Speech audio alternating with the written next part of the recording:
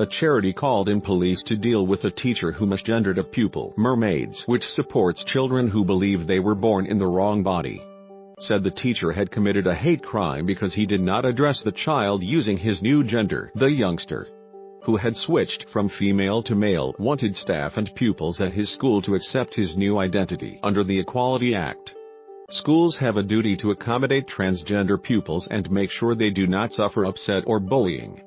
According to Mermaids, the teacher often failed to use the correct gender pronouns for the boy he, him and his. The charity said the reminders of his past as a girl had caused the boy to become depressed. Volunteers from Mermaids intervened on behalf of the boy, and when the teacher refused to accept their point of view, they called police. Susie Green, who heads the charity, told the Times educational supplement the tough action was necessary to protect the boy's mental health. She said, "We had to get the police involved because a young student was being regularly misgendered by his tutor.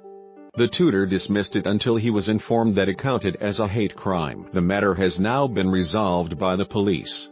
But in the meantime, the student was off school with anxiety and depression for 2 weeks.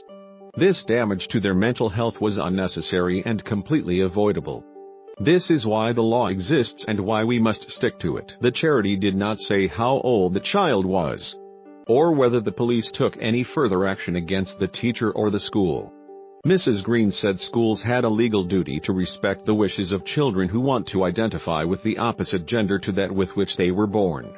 But Chris McGovern, of the Campaign for Real Education, said the general population are unlikely to support the use of police to enforce a language code in schools.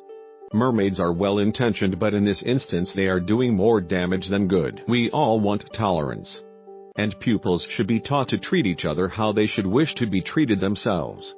But enforcing language using the police will antagonize. It could even make transgender children the focus of resentment. Where the freaks at?